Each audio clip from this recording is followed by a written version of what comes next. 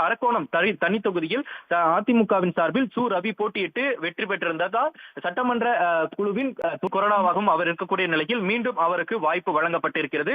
காட்பாடி தொகுதியில் முதல் முறையாக வி ராமு போட்டியிடுகிறார். ஆற்காடு தொகுதியில் எஸ்.எம். சுகுமார் மீண்டும் அவருக்கு வாய்ப்பு வழங்கப்பட்டிருக்கிறது. வேலூர் தொகுதியில் அப்பு அவருக்கு மீண்டும் வாய்ப்பு வழங்கப்பட்டிருக்கிறது. அணைக்கட்டு தொகுதியில் வேலழகன் அவர் மாவட்ட செயலாளராக இருக்கிறார். அவருக்கு வாய்ப்பு வழங்கப்பட்டிருக்கிறது. குடியாத்தம் தனி தொகுதியில் பரிதா புருஷோத்தமன் அவருக்கு முதல் முறையாக வாய்ப்பு வழங்கப்பட்டிருக்கிறது. அதே போன்று வாணியம்பாடி தொகுதியில முன்னாள் தற்போது சட்டமன்ற உறுப்பினராக இருக்கக்கூடிய செந்தில்குமாருக்கு மீண்டும் வாய்ப்பு வழங்கப்பட்டிருக்கிறது. அதே போன்று ஆம்பூர் தொகுதியில் முதல் முறையாக வெங்கடேசன் போட்டியிடுவதற்கான வாய்ப்பு வழங்கப்பட்டிருக்கிறது. ஊத்தங்கரை தனி தொகுதியில் டி.எம். தமிழ்ச்செல்வன் என்ற சட்டமன்ற உறுப்பினர் மீண்டும் போட்டியிடுவதற்கான வாய்ப்பு வழங்கப்பட்டிருக்கிறது. பர்கூர் தொகுதியில் கோவிந்தராஜனுக்கு முதல் முறையாக வாய்ப்பு வழங்கப்பட்டிருக்கிறது. கிருஷ்ணகிரி தொகுதியில தற்போது சட்டமன்ற உறுப்பினராக இருக்கக்கூடிய அசோக்குமார் மீண்டும் போட்டியிடுவதாக அறிவிக்கப்பட்டிருக்கிறார். ஓசூர் தொகுதியில் முன்னாள் அமைச்சர் பாலகிருஷ்ண ரெட்டி அவருடைய அமைச்சர் பதவி மற்றும் சட்டமன்ற உறுப்பினர் பதவி என்பது டிஸ்குவாலிஃபைடு செய்யப்பட்டிருந்தது. அவர் மீண்டும் அவருக்கான அந்த டிஸ்குவாலிஃபைடு பீரியட் முடிந்த பிறகு மீண்டும் கடந்த முறை அவருக்கு வாய்ப்பு போட்டியிட முடியாது என்பதன் காரணமாக தற்பொழுது மீண்டும் அவருக்கு ஓசூர் தொகுதி வழங்கப்பட்டிருக்கிறது. பாப்பிரெட்டிப்பட்டி தொகுதியில் மரகதம் வெற்றிவேல் அவருக்கு முதல் முறையாக வாய்ப்பு வழங்கப்பட்டிருக்கிறது. அரூர் தனி தொகுதியில் தற்போது சட்டமன்ற உறுப்பினராக இருக்கக்கூடிய சம்பத்குமார் அவர் போட்டியிடுவார் எனவும், அதே போன்று செங்கம் தனி தொகுதியில் தற்பொழுது வேலு என்பவர் அறிவிக்கப்பட்டிருக்கிறார். அவர் முதல் முறையாக போட்டியிடக்கூடிய ஒரு வேட்பாளர். கீழ்பெண்ணாத்தூர் தொகுதியில் எஸ். ராஜசேகரன் அவர் முன்னாள் அமைச்சர், அவருக்கு மீண்டும் வாய்ப்பு வழங்கப்பட்டிருக்கிறது. ஆரணி தொகுதியில் ஜெயசுதா மத்திய மாவட்ட கழக செயலாளராக இருக்கக்கூடிய அவருக்கு மீண்டும் வாய்ப்பு வழங்கப்பட்டிருக்கிறது. கடந்த முறை அவருக்கு சீட்டு வழங்கப்படவில்லை. அதற்கு முந்தைய தொகுதிகளில் முந்தைய தேர்தலின் பொழுது அவர் வெற்றி பெற்றிருந்ததும் குறிப்பிடத்தக்கது. செய்யாறு தொகுதியில் முக்கூர் சுப்பிரமணியன் அவர் முன்னாள் அமைச்சர், அவர் கடந்த முறை தோல்வியை தழுவியிருந்தார். இந்த முறை மீண்டும் அவருக்கு வாய்ப்பு வழங்கப்பட்டிருக்கிறது. வந்தவாசி தனி தொகுதியில் ராணி என்பவர் தற்பொழுது அவருக்கு முதல் முறையாக வாய்ப்பு வழங்கப்பட்டிருக்கிறது. திண்டிவனம் தனி தொகுதியில் அர்ஜுனன் என்பவர் தற்பொழுது சட்டமன்ற உறுப்பினராக இருக்கிறார். அவருக்கு வாய்ப்பு வழங்கப்பட்டிருக்கிறது. வானூர் தனி தொகுதியில் கடந்த 2021 ஆண்டு முதல் தொடர்ந்து அந்த தொகுதியில் அதிமுக தொடர்ந்து 5 முறை வெற்றி பெற்றிருக்கக்கூடிய நிலையில் அந்த தொகுதியினை பாஜக அதிகமாக அழுத்தம் கொடுத்து கேட்டிருந்த நிலையில் அதனை அதிமுக தக்க வைத்திருக்கிறது. இந்த தொகுதியில் பி. முருகன் என்பவருக்கு தற்பொழுது மீண்டும் புது நபருக்கு வாய்ப்பு வழங்கப்பட்டிருக்கிறது. விழுப்புரம் தொகுதியில் விஜயா என்பவருக்கு முதற்கட்டமாக வாய்ப்பு வழங்கப்பட்டிருக்கிறது. திருக்கோவிலூர் தொகுதியில் அதே போன்று பழனிசாமி என்பவருக்கு முதல் முறையாக வாய்ப்பு வழங்கப்பட்டிருக்கிறது. உளுந்தூர்பேட்டையில் குமரகுரு முன்னாள் சட்டமன்ற உறுப்பினராக இருக்கக்கூடிய குமரகுரு அவருக்கு வாய்ப்பு வழங்கப்பட்டிருக்கிறது. கடந்த முறை தோல்வியை தழுவி இருந்தார். இந்த முறை அவருக்கு மீண்டும் வாய்ப்பு வழங்கப்பட்டிருக்கிறது. சங்கராபுரம் தொகுதியில் ராகேஷ் என்பவருக்கு வாய்ப்பு வழங்கப்பட்டிருக்கிறது. கள்ளக்குறிச்சி தனி தொகுதியில ராஜீவ்காந்தி என்பவருக்கு முதல் முறையாக வாய்ப்பு வழங்கப்பட்டிருக்கு. கங்கவள்ளி தனி தொகுதியில் தற்போது சட்டமன்ற உறுப்பினர் இருக்கக்கூடிய நல்ல தம்பிக்கு மீண்டும் வாய்ப்பு வழங்கப்பட்டிருக்கு. ஆத்தூர் தனி தொகுதியில ஜெய்சங்கரன் என்ற தற்போது சட்டமன்ற உறுப்பினர் இருக்கிறார். அவருக்கு மீண்டும் வாய்ப்பு வழங்கப்பட்டிருக்கு. ஏற்காடு தனி தொகுதியில் உஷாராணி அவருக்கு தற்பொழுது வாய்ப்பு வழங்கப்பட்டிருக்கிறது. கடந்த முறை அவருக்கு வாய்ப்பு மறுக்கப்பட்டிருந்த நிலையில் மீண்டும் அவருக்கு வாய்ப்பு வழங்கப்பட்டிருக்கிறது. ஓமலூர் தனி தொகுதியில மணி என்பவர் மீண்டும் அவர் போட்டியிட்டு வெற்றி பெற்றிருக்கிறார். கடந்த முறை 2021 பொழுது சேலம் மாவட்டத்தில் இந்த ஓமலூர் தொகுதியில் அதிக வாக்குகள் வித்தியாசத்தில் வெற்றி பெற்றிருந்தார். அவர் மீண்டும் அவருக்கு அதே தொகுதியில் போட்டியிட வாய்ப்பு என்பது வழங்கப்பட்டிருக்கிறது. மேட்டூர் தொகுதி பாமகவிடம் இருந்து தற்பொழுது அதிமுக கைப்பற்றி இருக்கிறது. அந்த தொகுதியில் வெங்கடாச்சலம் முன்னாள் சட்டமன்ற உறுப்பினர் அவர் போட்டியிடுவார் என அறிவிக்கப்பட்டிருக்கிறது. சங்ககிரி தொகுதியில் முன்னாள் சட்டமன்ற உறுப்பினர் வெற்றிவேல் போட்டியிடுவார் எனவும், சேலம் தெற்கு தொகுதியில் வினோத் போட்டியிடுவார் எனவும், அதே போன்று வீரபாண்டி தொகுதியில் ஸ்ரீ பாலாஜி சுகுமார் தற்பொழுது முதல் முறையாக போட்டியிடுவார் எனவும் அறிவிக்கப்பட்டிருக்கிறது. சேந்தமங்கலம் தனி தொகுதியில் சந்திரசேகர் முன்னாள் சட்டமன்ற உறுப்பினர் அவருக்கு மீண்டும் வாய்ப்பு வழங்கப்பட்டிருக்கிறது. நாமக்கல் தொகுதியில் PS மோகன் அவருக்கு வாய்ப்பு முதல் முறையாக வழங்கப்பட்டிருக்கிறது. பரமத்தி வேலூர் தொகுதியில் தற்போது எம்எல்ஏ இருக்கக்கூடிய எஸ். சேகர் அவருக்கு மீண்டும் வாய்ப்பு வழங்கப்பட்டிருக்கிறது. திருச்செங்கோடு தொகுதியில் முதல் முறையாக சந்திரசேகர் என்பவருக்கு வாய்ப்பு வழங்கப்பட்டிருக்கிறது. ஈரோடு கிழக்கு தொகுதி மனோகரன் பெரிதும் எதிர்பார்க்கப்பட்டிருக்கக்கூடிய அந்த கிழக்கு தொகுதியில மனோகரன் என்பவர் முதன்முறையாக போட்டியிடுவதற்கான அறிவிப்பு வெளியிடப்பட்டிருக்கிறது. தாராபுரம் தனி தொகுதியில் சத்யபாமாவுக்கு வழங்கப்பட்டிருக்கிறது. அதே போன்று காங்கேயம் தொகுதியில முன்னாள் சட்டமன்ற உறுப்பினர் நடராஜ் போட்டியிடுவார் என அறிவிக்கப்பட்டிருக்கிறது. பெருந்துறை தொகுதியில ஜெயக்குமார் தற்போது சட்டமன்ற உறுப்பினராக இருக்கிறார். அவருக்கு வாய்ப்பு வழங்கப்பட்டிருக்கிறது. அந்தியூர் தொகுதியில ஹரிபாஸ்கர் என்பவருக்கும் வழங்கப்பட்டிருக்கிறது. அதே போன்று கடந்த 3-4 மாதங்களுக்கு முன்னதாக அதிமுகவிலிருந்து விலகி தவேகாவில் இணைந்த செங்கோட்டையினுடைய சொந்த தொகுதியான கோபிச்செட்டிப்பாளையம், அந்த தொகுதியில் அவர் அதிக முறை வெற்றி பெற்றிருந்தார். அந்த தொகுதியில் யார் போட்டியிடுவார் என்ற எதிர்பார்ப்பு இருந்தது. அவருடைய அண்ணன் மகன் போட்டியிடுவார் என்ற ஒரு கருத்துக்கெல்லாம் பரவலாக இருந்து வந்த நிலையில் தற்பொழுது பிரபு என்பவர் முதல் முறையாக அவருக்கு அந்த தொகுதியில் வாய்ப்பு என்பது வழங்கப்பட்டிருக்கிறது. பவானிசாகர் தனி தொகுதியில் பன்னாரி தற்போது எம்எல்ஏவா இருக்கக்கூடிய அவருக்கு வழங்கப்பட்டிருக்கிறது. கூடலூர் தனி தொகுதியில் பொன் ஜெயசீலன் தற்போது சட்டமன்ற உறுப்பினராக இருக்கிறார். அவருக்கு வாய்ப்பு என்பது வழங்கப்பட்டிருக்கிறது. அதே போன்று கூடலூர் தனி தொகுதியில அவர் தற்போது சட்டமன்ற இருக்கக்கூடிய ஜெயசீலனுக்கு வழங்கப்பட்டிருக்கிறது. குன்னூர் தொகுதியில முன்னாள் சட்டமன்ற உறுப்பினர் ராமுவுக்கும், அதே போன்று மேட்டுப்பாளையம் தொகுதியில் முன்னாள் சட்டமன்ற உறுப்பினர் ஓகே சின்னராஜ் என்பவருக்கும் மீண்டும் வாய்ப்பு என்பது வழங்கப்பட்டிருக்கிறது.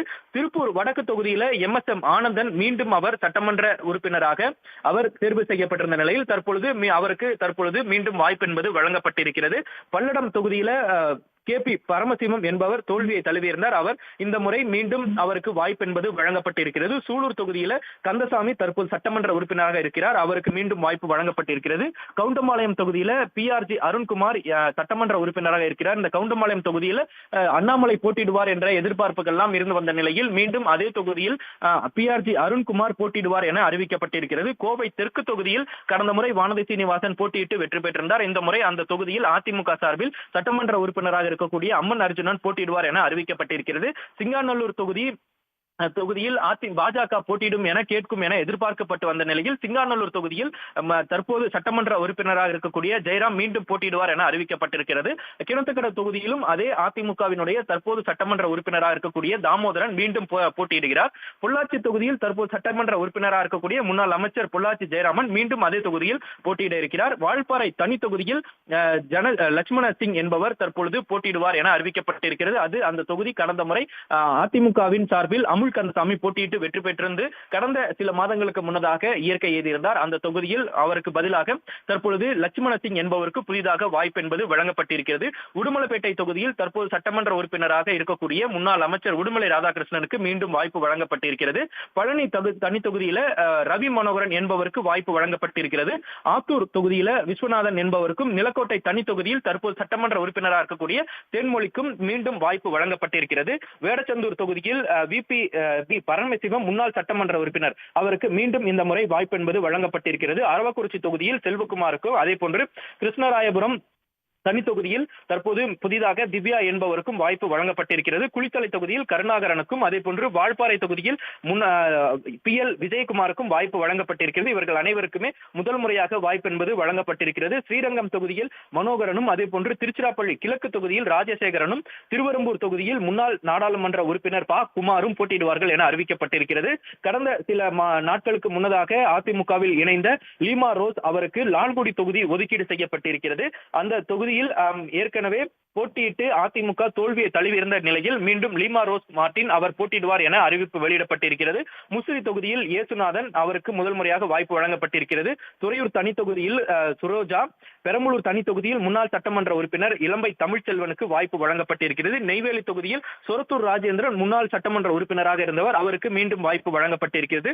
பண்ருட்டி தொகுதியில் K மோகன் அவருக்கு வாய்ப்பு வழங்கப்பட்டிருக்கக்கூடிய ஒரு நிலையில கடலூர் தொகுதியில MC சம்பத் முன்னாள் அமைச்சர் கடந்த முறை தோல்வியை தழுவியிருந்தார், அவருக்கு மீண்டும் இந்த முறை வாய்ப்பு வழங்கப்பட்டிருக்கிறது. குறிஞ்சிப்பாடி தொகுதியில புவனேந்திரன் என்பவருக்கு வாய்ப்பு வழங்கப்பட்டிருக்கிறது. புவனகிரி தொகுதியில தற்போது சட்டமன்ற உறுப்பினர் இருக்கக்கூடிய அருண்மொழித்தேவன் மீண்டும் போட்டியிடுவார் என அறிவிப்பு வெளியிடப்பட்டிருக்கிறது. சிதம்பரம் தொகுதியில KA பாண்டியன் தற்போது சட்டமன்ற உறுப்பினராக இருக்கிறார், அவருக்கும் வாய்ப்பு என்பது வழங்கப்பட்டிருக்கிறது. சீர்காழி தனி தொகுதியில சக்தி என்பவர் முன்னாள் சட்டமன்ற உறுப்பினர், அவருக்கு மீண்டும் வாய்ப்பு என்பது வழங்கப்பட்டிருக்கிறது.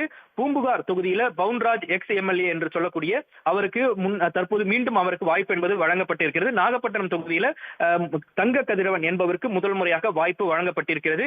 திருத்துறைப்பூண்டி தனி தொகுதியில் பாலதண்டாயுதம் என்பவருக்கு வாய்ப்பு வழங்கப்பட்டிருக்கிறது. திருவிடைமருதூர் தொகுதியில இளமதி சுப்பிரமணியன் முன்னாள் சட்டமன்ற உறுப்பினர் அவருக்கு மீண்டும் வாய்ப்பு என்பது வழங்கப்பட்டிருக்கிறது. கடந்த முறை இவருக்கு வாய்ப்பு மறுக்கப்பட்டிருந்த நிலையில இந்த முறை அவர் மீண்டும் போட்டியிடுவார் என அறிவிக்கப்பட்டிருக்கிறது. பாபநாசம் தொகுதியில் சண்முக பிரபு போட்டியிடுவார் எனவும், ஒரத்தநாடு தொகுதியில் சேகர் என்று சொல்லக்கூடிய அந்த தொகுதியில் தற்போது அதிமுக சார்பில் இருக்கக்கூடிய ஒரு மாவட்ட செயலாளர், அவர் தனக்கு வாய்ப்பு வழங்கப்படுமா கிடைக்குமா என்ற எதிர்பார்ப்போடு இருந்த நிலையில் அவருக்கு வாய்ப்பு ஒரத்தநாடு தொகுதி வழங்கப்பட்டிருக்கிறது. பட்டுக்கோட்டை தொகுதியில் CV சேகர் முன்னாள் சட்டமன்ற உறுப்பினர், அவருக்கு வாய்ப்பு வழங்கப்பட்டிருக்கிறது. பேராவூரணி தொகுதியில் கோவி இளங்கோவுக்கு முதல் முறையாக வாய்ப்பும், அதே போன்று திருமயம் தொகுதியில் முன்னாள் சட்டமன்ற உறுப்பினர் வைரமுத்துக்கு வாய்ப்பு வழங்கப்பட்டிருக்கிறது. அதே போன்று சிவகங்கை தொகுதியில் தற்போது சட்டமன்ற உறுப்பினர் இருக்கக்கூடிய செந்தில்நாதனுக்கு வழங்கப்பட்டிருக்கிறது. மேலூர் தொகுதியில் பெரியபுல்லான் என்கிற செல்வம் தற்போது சட்டமன்ற உறுப்பினர் இருக்கிறார், அவருக்கு வாய்ப்பு வழங்கப்பட்டிருக்கிறது. மதுரை கிழக்கு தொகுதியில் மகேந்திரன் என்பவர் தற்பொழுது புதிதாக அறிவிக்கப்பட்டிருக்கிறார். சோழவந்தான் தனி தொகுதியில் மாணிக்க முன்னாள் சட்டமன்ற உறுப்பினர், அவருக்கு மீண்டும் வாய்ப்பு வழங்கப்பட்டிருக்கிறது. மதுரை வடக்கு தொகுதியில் பாஜகவிலிருந்து அதிமுகவிற்கு வந்து கடந்த முறையில் தோல்வியை தள்ளி இருந்த அதாவது 2021 சட்டமன்ற தேர்தலின் பொழுது வாய்ப்புகள் மறுக்கப்பட்டும் அதன் பிறகு நாடாளுமன்ற தேர்தலிலும் வாய்ப்பு இல்லாமல் இருந்த முன்னாள் சட்டமன்ற உறுப்பினர் சரவணன் இந்த முறை வாய்ப்பு வழங்கப்பட்டிருக்கிறது. அவர் மதுரை வடக்கு தொகுதியில் போட்டியிடுவார் என அறிவிக்கப்பட்டிருக்கிறது. உசிலம்பட்டி தொகுதியில் மகேந்திரனும், ஆண்டிப்பட்டி தொகுதியில் லோகிராஜனும் இவர்கள் போட்டியிடுவார்கள் என அறிவிக்கப்பட்டிருக்கிறது. அதே போன்று போடிநாயக்கனூர் ஓ பன்னீர்செல்வம் அதிமுகவிலிருந்து விலகி திமுகவில் இணைந்த பிறகு அந்த போடிநாயக்கனூர் தொகுதி யார் போட்டியிடுவார் என்ற எதிர்பார்ப்பு இருந்த நிலையில் வி.டி. நாராயணசாமி என்பவர் போட்டியிடுவார் என அறிவிக்கப்பட்டிருக்கிறது. அதே போன்று கம்பம் தொகுதியில் ஜக்கையன் முன்னாள் சட்டமன்ற முன்னாள் எம்பி அவர் இருக்கிறார், அவர் போட்டியிடுவார் என அறிவிக்கப்பட்டிருக்கிறது. ஸ்ரீவில்லிபுத்தூர் தனி தொகுதியில் சந்திரபாபா முன்னாள் சட்டமன்ற உறுப்பினர், அவர் போட்டியிடுவார் என அறிவிக்கப்பட்டிருக்கிறது. விருதுநகர் தொகுதியில் கணேசன் போட்டியிடுவார் எனவும், அருப்புக்கோட்டை தொகுதியில் சேதுபதியும், பரமக்குடி தனி தொகுதியில் முத்தையா முன்னாள் சட்டமன்ற உறுப்பினர், அவர் போட்டியிடுவார் என அறிவிக்கப்பட்டிருக்கிறது. திருவாடனை தொகுதியில் கிருத்திகா முனியசாமி, அவருக்கு முதல் முறையாக வாய்ப்பு வழங்கப்பட்டிருக்கிறது. முதுகுளத்தூர் தொகுதியில் மலேசியா பாண்டியன் முன்னாள் சட்டமன்ற உறுப்பினர், அவருக்கு மீண்டும் வாய்ப்பு வழங்கப்பட்டிருக்கிறது. விளாத்திக்குளம் தொகுதியில் ஆர் சத்யாவிற்கு முதல் முறையாக வாய்ப்பு வழங்கப்பட்டிருக்கிறது. தூத்துக்குடி தொகுதியில் சீதா செல்லப்பாண்டியனும், அதே போன்று ஸ்ரீவைகுண்டம் தொகுதியில் எஸ். பி. சண்முகநாதன் முன்னாள் அமைச்சர் என இரண்டு பேரும், சீதா செல்லப்பாண்டியன், எஸ். பி. சண்முகநாதன் முன்னாள் அமைச்சர்கள் கடந்த முறை தோல்வி தழுவியிருந்தார்கள். இருவரும் இந்த முறை தூத்துக்குடி மற்றும் ஸ்ரீவைகுண்டம் தொகுதியில் போட்டியிடுவார்கள் என அறிவிக்கப்பட்டிருக்கிறது. சங்கரங்கோயில் தனி தொகுதியில் திலீபன் ஜெயசங்கரும், கடையநல்லூர் தொகுதியில் தற்போது சட்டமன்ற உறுப்பினராக இருக்கக்கூடிய கிருஷ்ணமுரையிலே மீண்டும் அதே தொகுதியில் போட்டியிடுவார் என அறிவிப்பு வெளியிடப்பட்டிருக்கிறது. தென்காசி தொகுதியில் செல்வ மோகன்தாஸ் பாண்டியன் முன்னாள் சட்டமன்ற உறுப்பினர், அவர் போட்டியிடுவார் என அறிவிக்கப்பட்டிருக்கிறது. ஆலங்குளம் தொகுதியில் முன்னாள் நாடாளுமன்ற உறுப்பினராக இருந்த பிரபாகரன், தற்பொழுது அவருக்கு மீண்டும் வாய்ப்பு வழங்கப்பட்டிருக்கிறது. திருநெல்வேலி தொகுதியில் தச்சை கணேசராஜா மாவட்ட செயலாளராக இருக்கிறார், அவருக்கு இந்த முறை மீண்டும் வாய்ப்பு என்பது வழங்கப்பட்டிருக்கிறது. அம்பாசமுத்திரம் தொகுதியில் இசக்கி சுப்பையா தற்பொழுது சட்டமன்ற உறுப்பினராக இருக்கிறார், முன்னாள் அமைச்சராகவும் இருந்தவர், அவருக்கு மீண்டும் வாய்ப்பு வழங்கப்பட்டிருக்கிறது. பாளையங்கோட்டை தொகுதியில் சையது சுல்தான் சம்சுதீன் என்பவருக்கு மீண்டும் வாய்ப்பு வழங்கப்பட்டிருக்கிறது. அதே போன்று கன்னியாகுமரி தொகுதியில் தளவாய் சுந்தரம் போட்டியிடுவார் எனவும், தற்போது அவர் சட்டமன்ற உறுப்பினராக இருக்கிறார், முன்னாள் அமைச்சராகவும் இருந்தவர். கன்னியாகுமரி தொகுதியில் ஒரே ஒரு தொகுதியில் மட்டும் அவர் வெற்றி பெற்றிருந்தார். அந்த தொகுதியில் அவர் மீண்டும் போட்டியிடுவார் என எதிர்பார்க்கப்பட்ட நிலையில் அவர் அறிவிப்பு வெளியிடப்பட்டிருக்கிறது. கன்னியாகுமரி தொகுதியில் 6 தொகுதியில் 5 தொகுதியில் பாஜகவிற்கும், ஒரு தொகுதியில் அதிமுகவும் இருந்த நிலையில அந்த ஒரு தொகுதிக்கான வேட்பாளரில் தளவாய் சுந்தரம் மீண்டும் போட்டியிடுவார் என அறிவிப்பு வெளியிடப்பட்டிருக்கிறது. இந்த நிலையில் அதிமுக 167 இடங்களில் போட்டியிடும் என எதிர்பார்க்கப்பட்ட நிலையில் இதுவரை 150 வேட்பாளர் பட்டியலினை 2 கட்டமாக எடப்பாடி பழனிசாமி அறிவித்திருக்கிறார். முதற்கட்டமாக 23 பேர் பட்டியலும், அதனைத் தொடர்ந்து 127 பேர் வேட்பாளர் பட்டியல் அறிவிப்பு வெளியிடப்பட்டதில் முன்னாள் சபாநாயகர் தனபாலுக்கு சீட்டு வழங்கப்படுமா என்ற எதிர்பார்ப்பு இருந்த நிலையில் 2வது கட்ட வேட்பாளர் பட்டியலிலும் அவருடைய பெயர் என்பது இல்லை என்பது குறிப்பிடத்தக்கதாக பார்க்கப்படுகிறது. அவரது மகன் கடந்த சில மாதங்களுக்கு முன்பாக தாவேகாவில் இணைந்த பொழுது அதிமுகவில் தனது தந்தைக்கு எந்தவித முக்கியத்துவமும் வழங்கப்படவில்லை, ஓரங்கட்டப்படுகிறார் என்ற ஒரு குற்றச்சாட்டுகளை முன்வைக்கப்பட்டதன் எதிரொலியாக அவர் மீண்டும் அதை உறுதி செய்யும் விதமாக அவருக்கு வாய்ப்பு என்பது இந்த முறை வேட்பாளர் பட்டியலில் அவரது பெயர் இல்லை என்பது குறிப்பிடத்தக்கதாக பார்க்கப்படுகிறது. நிச்சயமா குணசேகரன், இப்போ முதல் பட்டியல் வெளியிடும் பொழுதே பெண்கள், அதே போல இஸ்லாமியர்கள், இவர்களுக்கெல்லாம் வாய்ப்புகள் வந்து வழங்கப்படலை அந்த முதல் வாக்காளர் பட்டியல், இந்த வேட்பாளர் பட்டியல் அப்படின்னு சொல்லப்பட்டிருந்தது. இப்போ இந்த 2வது கட்ட வேட்பாளர் பட்டியலில் எந்த அளவுக்கு சமூகம் சார்ந்து ரெப்ரசன்டேஷன் கொடுக்கப்பட்டிருக்கு அதிமுகவில்? அதாவது சிறுபான்மையினருக்கான அந்த வாய்ப்பு அதிமுகவில் எந்த அளவிற்கு இருக்கும் என்ற ஒரு கேள்வி தொடர்ந்து இருந்து வந்தது. அதிலும் எந்த சிறுபான்மையினர் சார்ந்து இருக்கக்கூடிய எந்த ஒரு அமைப்பும் அதிமுகவுக்கு இதுவரை ஆதரவு தெரிவிக்காத ஒரு நிலையில் இந்த சிறுபான்மையினருக்கு எதிரான ஒரு கூட்டணியாகவே தொடர்ந்து அதிமுக இருந்து வந்ததாக தொடர்ந்து சமூக வலைதளங்களிலும் அதே போன்று அரசியல் விமர்சகர்களும் தொடர்ந்து தெரிவித்து வந்திருந்தனர். அதனை மீண்டும் உறுதி செய்யும் விதமாகத்தான் சிறுபான்மையினருக்கான அந்த வாய்ப்புகள் என்பது பெரிதாக மறுக்கப்பட்டிருக்கிறது. இதுவரை வழங்கப்பட்டிருக்கக்கூடிய 150 வேட்பாளர் பட்டியலில் 2 அல்லது 3 பேருக்கு மட்டுமே இதுவரை சிறுபான்மை அந்த போட்டியிடக்கூடிய அந்த வாய்ப்பு என்பது வழங்கப்பட்டிருக்கிறது. அதே நிலையில் தான் மகளிருக்கான அந்த வாய்ப்பு என்பது முன்னாள் முதலமைச்சராக இருந்த ஜெயலலிதா இருந்த பொழுது பல மகளிருக்கு வாய்ப்புகளை வழங்கியிருந்ததாகவும், ஆனால் கடந்த முறை மகளிருக்கான அந்த வாய்ப்பு குறைக்கப்பட்டிருந்தது. அதனைத் தொடர்ந்து இந்த முறையும் எடப்பாடி பழனிசாமி மகளிருக்கான அந்த வாய்ப்பினை முக்கியத்துவத்தினை குறைத்திருப்பதாகவே இந்த வேட்பாளர் பட்டியல் என்பது தெரிய வந்திருக்கிறது. சுமார் 10க்கும் குறைவான ஒரு எண்ணிக்கையில் தான் அந்த வேட்பாளர் பட்டியலில் இந்த மகளிருக்கு வாய்ப்பு என்பது வழங்கப்பட்டிருக்கிறதாக பார்க்க முடிகிறது. முதற்கட்ட வேட்பாளர் பட்டியலில் 2 பேருக்கு மட்டுமே வாய்ப்பு இருந்த நிலையில், இரண்டாவது கட்ட வேட்பாளர் பட்டியலில் 10க்கும் குறைவான நபர்களுக்கே மீண்டும் அந்த மகளிர் சார்ந்து இருக்கக்கூடிய நிர்வாகிகளுக்கு போட்டியிடுவதற்கான அந்த வாய்ப்புகள் வழங்கப்பட்டிருக்கிறது. இதன் காரணமாக முன்னாள் அமைச்சர்கள், முன்னாள் சட்டமன்ற உறுப்பினர்கள், தற்போது சட்டமன்ற உறுப்பினராக இருக்கக்கூடிய முக்கிய நிர்வாகிகளுக்கு மட்டுமே எடப்பாடி பழனிசாமி மீண்டும் வாய்ப்புகளை வழங்கியிருப்பதாக இந்த வேட்பாளர் பட்டியல் மூலமாக தெரிய வந்திருக்கிறது. நிச்சயமாக. அதே மாதிரி பட்டியல் சமூகத்தை பொறுத்த வரைக்கும் முதல் கட்ட வேட்பாளர் பட்டியலில் ஆதி திராவிடர்கள் ரெப்ரசன்டேஷன் இல்லை அப்படிங்கிறது குறிப்பிடப்பட்டிருந்தது.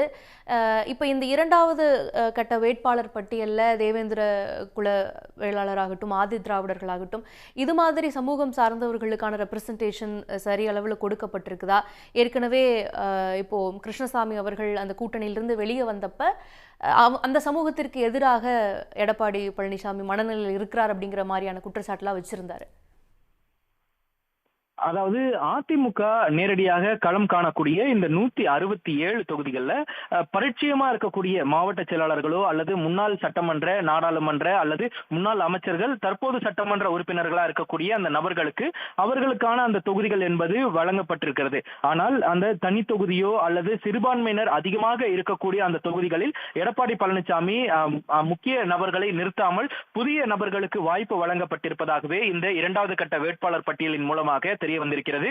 அந்த தொகுதிகளில், அதாவது சிறுபான்மையினர் அதிகமாக இருக்கக்கூடிய தொகுதியோ அல்லது தனி தொகுதியிலோ அல்லது அதிமுகவிற்கு எதிராக எடப்பாடி பழனிசாமிக்கு எதிரான நிலைப்பாட்டில் இருக்கக்கூடிய சமுதாய வாக்குகள் அதிகமாக இருக்கக்கூடிய அந்த தொகுதிகளில் அதிமுகவினுடைய முக்கிய நபர்களாக பார்க்கக்கூடிய அந்த நபர்கள், மாவட்ட செயலாளர்கள், சட்டமன்ற உறுப்பினர்கள், முன்னாள் அல்லது முன்னாள் அமைச்சர்கள் என்ற முக்கிய நபர்கள் யாரும் அந்த தொகுதியில் போட்டியிட விரும்பவில்லை. தங்களுக்கு சாதகமான தொகுதிகளை கேட்டு பெற இருப்பதாக தொடர்ந்து இருந்து வந்த அந்த குற்றச்சாட்டு என்பது இதன் மூலமாக நிரூபணமாகி இருக்கிறது. அந்த வகையில் தான் தனி தொகுதியில் பல முக்கிய அந்த தனி தொகுதிகளாக பார்க்கக்கூடிய அந்த தொகுதிகளில் முதல் முறை வாய்ப்பு என்பது பலருக்கு வழங்கப்பட்டிருப்பதாக பார்க்கப்படுகிறது. அதே போன்று சமீபத்தில் இணைந்திருக்கக்கூடிய அந்த லீமா ரோஸ்க்கு வாய்ப்பு வழங்கப்படுமா என்பது தெரிய வந்திருந்த நிலையில் அவருக்கு மீண்டும் வாய்ப்பு என்பது வழங்கப்பட்டிருக்கிறது. இந்த நிலையில் ஏற்கனவே அதே தொகுதியில் அதே போன்று அதிமுகவில் பல ஆண்டுகாலமாக இருந்து வந்த நபர்களுக்கும் வாய்ப்புகள் மறுக்கப்பட்டிருக்கிறது. அதற்கு மிக முக்கிய எடுத்துக்காட்டு சேலம் மாவட்டத்தில் இருக்கக்கூடிய ராசிபுரம் தனி தொகுதியில கடந்த முறை, அதாவது 2016-21 சட்டமன்ற தேர்தலின் பொழுது வெற்றி பெற்றிருந்த தனபால் சபாநாயகராகவும் இருந்தார். அதன் பிறகு 2021 தேர்தலிலும் அவர் வெற்றி பெற்றிருந்தார். அவருக்கு இந்த முறை வாய்ப்பு வழங்கப்படுமா என்பது கேள்விக்குறியாக இருந்து வந்த நிலையில் இன்றைய தினம் அவருடைய பெயர் அந்த பட்டியலில் இல்லை என்பது குறிப்பிடத்தக்கது. அது போலவே இவங்க கோகுல இந்திரா இவர்கள் போன்றவர்களுக்கும் வாய்ப்புகள் பற்றி எதிர்பார்க்கப்பட்டது. அவங்க பெயர் இந்த பட்டியலில் இருக்கா? சென்னையில் இருக்கக்கூடிய சில தொகுதிகளினுடைய பட்டியல் என்பது இதுவரை வெளியிடப்படவில்லை. இந்த சென்னையில் இருக்கக்கூடிய அந்த பெயர் பட்டியல் என்பது அடுத்த கட்டமாக வெளியே வரும் என எதிர்பார்க்கப்படுகிறது. ஏனென்றால் வேளச்சேரி, அதே போன்று சோழிங்கநல்லூர், அதனைத் தொடர்ந்து சென்னையில் இருக்கக்கூடிய 16 சட்டமன்ற தொகுதிகளில் 3 தொகுதிகள் கூட்டணி கட்சிக்கு ஒதுக்கப்பட்டிருக்கிறது. மயிலாப்பூர் தொகுதி பாஜகவிற்கும், அதே போன்று அம்மா மக்கள் முன்னேற்ற கழகத்திற்கு சைதாப்பேட்டை தொகுதியும், பாமகவிற்கு பெரம்பூர் தொகுதியும் ஒதுக்கப்பட்டிருந்த நிலையில மீதி 13 தொகுதிகளில் யார் போட்டியிடுவார் என 13 தொகுதி போட்டியிடுவார் என எதிர்பார்க்கப்பட்டது. அதுல ஒரு தொகுதியில் டி ஜெயக்குமார் ராயபுரம் தொகுதியில் மீண்டும் போட்டியிடுவார் என அறிவிக்கப்பட்டிருக்கிறது. அதே போன்று அண்ணாநகர் தொகுதியில கோகுலேந்திராவிற்கு வாய்ப்பு வழங்கப்படும் என எதிர்பார்க்கப்பட்டது. இந்த நிலையில 23 பேர் பட்டியல், அதாவது முதற்கட்டமாக அறிவிக்கப்பட்ட அந்த பட்டியல்ல ஒரே ஒரு தொகுதி மட்டுமே சென்னையிலிருந்து ராயபுரம் தொகுதி அறிவிக்கப்பட்டிருந்தது. மீதம் இருக்கக்கூடிய 12 தொகுதிகளுக்கான வேட்பாளர் பட்டியல் இதுவரை வெளியிடப்படவில்லை. அதிலும் குறிப்பாக திருவிக நகரில் யார் போட்டியிடுவார், அதிமுகவா அல்லது அதிமுக கூட்டணியில் ஆதரவு பெற்றிருக்கக்கூடிய ஒரு நபரா போட்டியிடுவார் என எதிர்பார்க்கப்படுகிறது. அதே போலத்தான் திருவொற்றியூர் தொகுதியில ஒரு வாய்ப்பு, மீண்டும் குப்பன் என்ற நபருக்கு வாய்ப்பு வழங்கப்பட்டிருக்கிறது. அவர் முன்னாள் சட்டமன்ற உறுப்பினர், கடந்த முறை போட்டியிட்டு தோல்வியை தழுவியிருந்தார். அவருக்கு இந்த முறை மீண்டும் வாய்ப்பு வழங்கப்பட்டிருக்கிறது. இதனை தவிர்த்து ஆர்கே நகர் தொகுதியில, அதே போன்று அதுக்கு அருகே இருக்கக்கூடிய பல தொகுதிகளில் இதுவரை அந்த வேட்பாளர் பட்டியல் என்பது இதுவரை வழங்கப்படவில்லை. விரைவில் வழங்கப்படலாம் என எதிர்பார்க்கப்படுகிறது.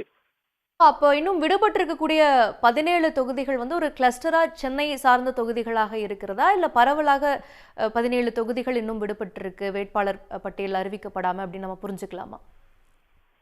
அதாவது அறிவிக்கப்படாமல் இருக்கக்கூடிய அந்த 17 தொகுதிகளில் பெரும்பாலான தொகுதிகள் பாதிக்கு மேலாக சென்னையில் இருப்பதாகவே பார்க்க முடிகிறது. வேளச்சேரி, அதே போன்று விருகம்பாக்கம், அதனைத் தொடர்ந்து சென்னையில் இருக்கக்கூடிய 1000 விளக்கு, அதே போன்று சேப்பாக்கம், திருவல்லிக்கேணி, துறைமுகம் தொகுதி, எழும்பூர் தொகுதி உள்ளிட்ட தொகுதிகள் இதுவரை, ஆர்கே நகர் தொகுதி, அதே போன்று அண்ணா நகர் தொகுதி, இந்த தொகுதிகள் எல்லாம் இதுவரை வேட்பாளர் பட்டியல் அறிவிக்கப்படவில்லை. உடனுக்குடன் செய்திகளை தெரிந்து கொள்ள சன் நியூஸ் பெல் ஐகானை கிளிக் பண்ணுங்க.